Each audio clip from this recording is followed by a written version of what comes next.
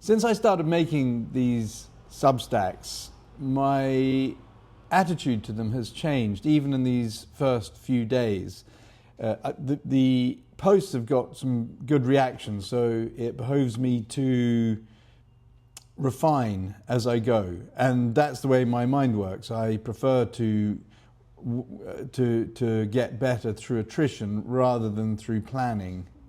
This is a way of working that doesn't always bring the easiest and smoothest path through life, but it's the way that I work, and I've always liked to jump in first and then work out what I'm doing later, as a way of getting to the point. And to that point, it occurred to me that this Substack, my sort of talking about photography, really does have a certain area about it which I will want to return to over and over again, because it's the area that I find most interesting in photography. It's, in a way, it's a sort of visceral thing, but it's also kind of an academic thing as well. And that is the point where photography meets psychology. I see photography as being an ultimately psychological medium, one that emerged out of, at the same time as the mechanical age came about. And I see it as no sort of pure coincidence that photography came about at the same time. Of course, there were technological improvements, advances that allowed photography to happen in the 19th century alongside the Industrial Revolution. But at the same time, I think that I would argue, and I'll argue in posts down the track about this in much more detail, that I see photography as emergent from the machine as a way of interrogating the machine, because the humans needed a way to mediate the world around, a new world that, or at least they needed a way to interrogate and to engage with the world that was mediated through machinery for the first time. I mean, imagine what it was like before electricity, for example, or before you could turn a light on at night. You'd have candles or tallow lamps or something like that, but your ability to operate in the hours of darkness would be severely limited. And suddenly, in the space of, in human history terms, not very long, we ruled the world through a mechanization.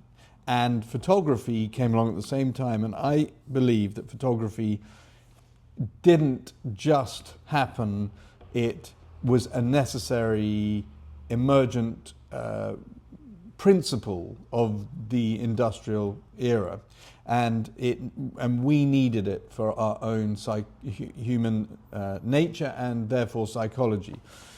And my point about psychology then, as far as photography is concerned, and how that ongoing inquiry occurs to me, is that there is always a triangulation point in every photograph, and that triangulation point is the photographer, the subject, and the viewer. Those three things always have to, they are inherent to every photograph. And if we then say, well, what is a photographer and what is a viewer? We'll come back to subject later, but what is a photographer and what is a viewer? Well, the photographer and the viewer are both human beings. And the thing that sets us apart from most of the animal world is that we have a sort of consciousness which operates along much more developed and what's a better word, that has evolved to engage the world around us through story, through perception, and through guesswork even. We can actually, our minds work in so many different ways. But each of us, the point is the photographer and the viewer both have a psychology at play. That is the only way, as far as we know, that you can interact with a photograph or make a photograph.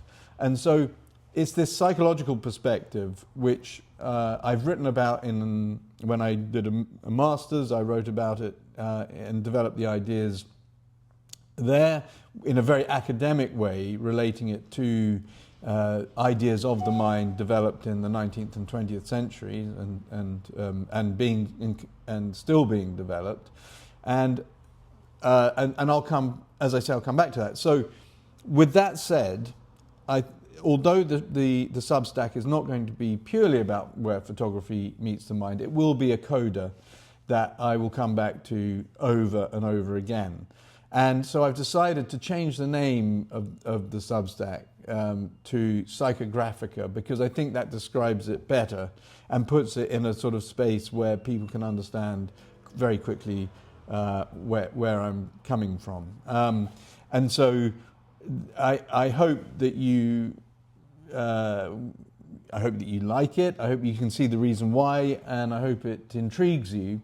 And this is a sort of ongoing conversation, and the broader the conversation gets, the better my understanding will be. And so for completely selfish reasons, I would like the conversation to bubble up and along and go in different ways, so that I can deepen my understanding of it, of the subject.